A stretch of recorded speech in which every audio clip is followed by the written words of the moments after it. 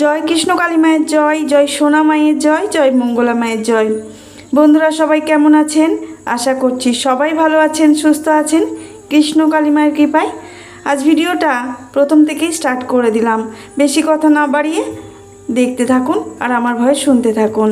আজকে মন্দিরে দেখতে পাচ্ছেন ঘোড়া দিয়ে পুজো দিয়ে গেছেন এক বাচ্চা ভক্ত। সেই বাচ্চা ভক্ত তার মায়ের জন্য মানসিক করেছিল। ওই বাচ্চা ভক্তের মা ভীষণ অসুস্থ ছিলেন, তেনার ক্যান্সার রোগ হয়েছিল, যেটা আমরা মারণ রোগ বলে থাকি। এই ক্যান্সার রোগ হলে বাঁচার উপায় খুবই কম, বাঁচা খুব কঠিন। তাই মায়ের কাছে বাচ্চা ভক্ত খুব অনুনয় বিনয় করে মানসিক করেছিল, মাকে প্রার্থনা করে জানিয়েছিল যে যেন তার মা হাঁটতে চলতে পারে, সুস্থতা কামনা করেছিল। দেখুন বাচ্চার মনের ইচ্ছে পূর্ণ হয়েছে, মা তার মনস্কামনা পূর্ণ করেছে, তার মা এখন অনেকটাই সুস্থ। তাই ওই বাচ্চা ভক্ত ঘোড়া মানসিক করেছিলেন, আর ঘোড়াটা আজকে দিয়ে গেছেন। তার মা অনেকটাই সুস্থ হয়েছেন এবং রোগমুক্ত হয়েছেন, তাই মায়ের কাছে এই ঘোড়া দিয়ে গেছেন। আরও অনেক ভক্ত আছেন যারা এখানে এসে দণ্ডি কেটে পুজো দিয়ে যান।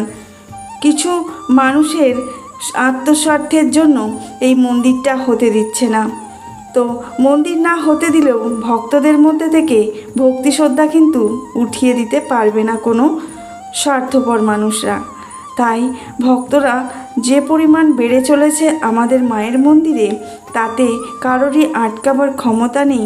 আমাদের মায়ের মন্দির হবেই।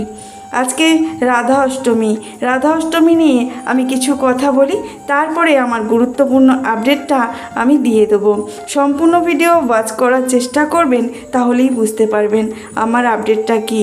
আমি ভয়েসের মাধ্যমে আপডেট দিয়ে থাকি আর ভিডিওর মাধ্যমে কৃষ্ণ কালী মাকে দেখিয়ে থাকি, দর্শন করিয়ে থাকি আপনাদেরকে। যদি কোনো নতুন বন্ধুর কাছে আমার ভিডিওটি পৌঁছে থাকে, অবশ্যই চ্যানেলটাকে ভক্তি ভরে সাবস্ক্রাইব করে বেল নোটিফিকেশান অল করতে ভুলবেন না। যদি ভালো লেগে থাকে ভিডিওটি, অবশ্যই লাইক কমেন্ট শেয়ার করতেও ভুলবেন না। বেশি বেশি করে ভক্তদের কাছে শেয়ার করার চেষ্টা করবেন, কারণ এই শেয়ারের মাধ্যমেও আপনিও অনেকটা পূর্ণতা লাভ করবেন। আপনার মনের কামনা ভগবানই পূর্ণ করে দেবেন। সমস্ত কৃষ্ণ কালী মায়ের ভক্তদেরকে জানাই আমি রাধা অষ্টমীর অনেক অনেক শুভেচ্ছা। রাধা অষ্টমী হল দেবীর রাধার জন্মতিথি। প্রতি বছর ভাদ্র মাসের শুক্লপক্ষের অষ্টমী তিথিতে এই উৎসব পালন করা হয়। জন্মাষ্টমীর ঠিক 15 দিন পরে এই দিনটি আসে। হিন্দু ধর্ম অনুযায়ী শ্রীকৃষ্ণকে ভালোবাসার মাধ্যমে পরমেশ্বরকে লাভ করা যায়, আর সেই ভালোবাসার প্রতীক হলেন রাধা। তাই রাধার পূজা শ্রীকৃষ্ণের পূজার মতোই গুরুত্বপূর্ণ বলে মনে করা হয়। রাধা অষ্টমী তিথিতে উপবাস করে রাধাকৃষ্ণের পূজা করলে জীবনে সুখ ও সমৃদ্ধি আসে। যে কোনো পূজা অর্চনায় আপনারা যদি মনে ভক্তি এবং শ্রদ্ধা নিয়ে করে থাকেন, সকল ভক্তদেরকেই সুখ সমৃদ্ধির অধিকারী বানায় আমাদের ভগবান। সেটা যে কোনো রূপের ভগবানই হোক না কেন, কৃষ্ণ, কালী, রাধা, দুর্গা, সিংহবাহিনী সমস্ত রূপই কিন্তু একটাই, এবং ভগবান হলেন অদ্বিতীয়, নানান রূপে বিরাজমান আমাদের পৃথিবী মানে ধরাধামে। আজ এই রাধা অষ্টমীর দিনে ভক্তরা বিভিন্ন প্রথা ও রীতি পালন করে থাকেন, উপবাস করে মায়ের আরাধনা করেন। এই রাধা অষ্টমীর দিনে অনেকে সারাদিন উপবাস করে থাকেন। রাধাকৃষ্ণের বিগ্রহ বা ছবিতে ফুল, তুলসী পাতা ও মিষ্টি দিয়ে পুজো করা হয়। বিশেষ করে রাধাকে সাজানো হয় নতুন পোশাক এবং বিভিন্ন গহনায়।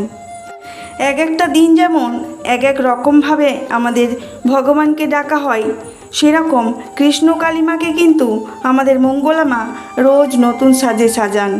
প্রত্যেক দিন নতুন চেলি, নতুন নামাবলী নতুন নতুন ফুলের মালা, পদ্ম ফুলের মালা রোজ নিজের ছোট্ট ছোট্ট হাতে গেঁথে মাকে পরানো হয়। এটা রোজ রীতি হয়ে গেছে আমাদের কৃষ্ণকালী মায়ের মন্দিরের। প্রত্যেক দিনের নিয়ম অনুযায়ী আমাদের মা মন্দিরে আসেন আর মাকে চুম্বন করেন এবং তারপরে তেনার পুজো শুরু হয়। তার আগে ভক্তদের থেকে জেনে নেন কে কোন উপকার পেয়েছে। সকল ভক্তরা উপকার পেয়ে দাঁড়িয়ে থাকেন বলার জন্য, অপেক্ষা করেন মঙ্গলামা কখন জিজ্ঞাসা করবেন যে তেনারা কি উপকার পেয়েছেন। বলার জন্য উৎসাহ হয়ে থাকেন, কারণ তারা তো উপকার পেয়েই মন্দিরে এসেছেন। কেউ বাড়িতে জপ করে, আবার কেউ মন্দিরে এসে মানত করেন। রাধা অষ্টমীর দিনে মন্দিরে এবং বাড়িতে রাধাকৃষ্ণের আরতি করা হয়। এই দিনে রাধাকৃষ্ণের গুণগান করে কীর্তন করা হয়, যা ভক্তি ও ভালোবাসার এক বিশেষ রূপ। বৃন্দাবনে রাধা অষ্টমীর এই উৎসব বিশেষভাবে পালিত হয়।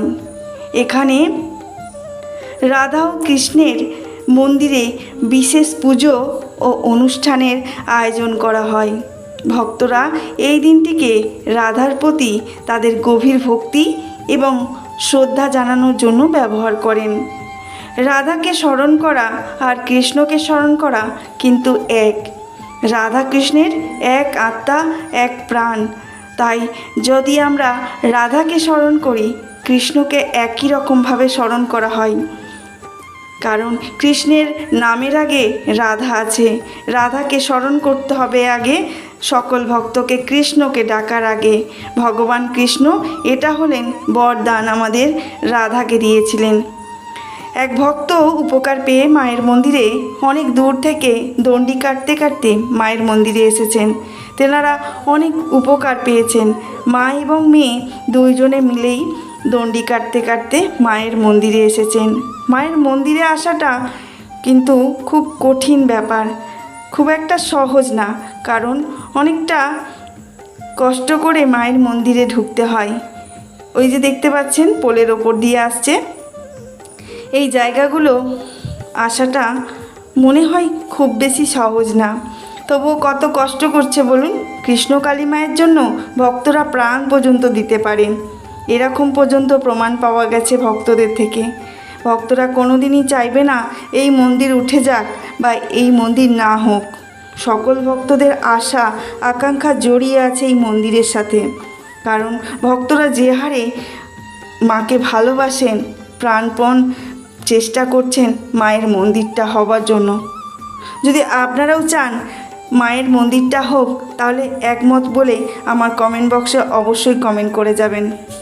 মায়ের মন্দিরে হয়তো ব্রাহ্মণ দিয়ে পুজো হয় না, কিন্তু মায়ের কৃপা, মায়ের অলৌকিক ঘটনা আপনারা তো চোখের সামনেই দেখতে পাচ্ছেন। সেগুলো মিথ্যে নয়, সেগুলোকে বিশ্বাস করুন। বিশ্বাস না করলে আপনি সে ফল পাবেন না। যতই মাকে ডাকুন না কেন, চোখের জলে নদী হয়ে গেলেও আপনার ভগবান আপনার ডাকে সাড়া দেবে না, যদি আপনার মনে ভক্তি আর বিশ্বাস না থাকে।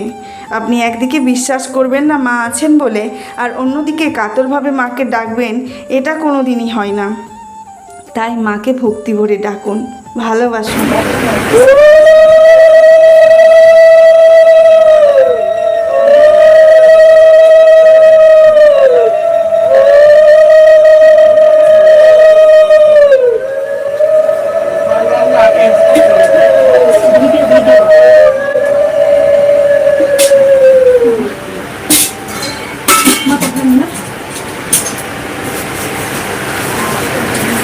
সবাই বলে রাধে রাধে রাধে রাধে।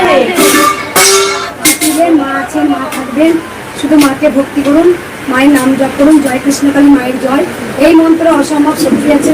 সকল ভক্তকে বলবো ঘরে বসে নাম জপ করুন, যতটা পারবেন 24 ঘন্টা ভগবানের সঙ্গে লিঙ্ক থাকুন। আমাদের উদ্ধার করা মালিক হচ্ছে জয় কৃষ্ণকালী মায়ের।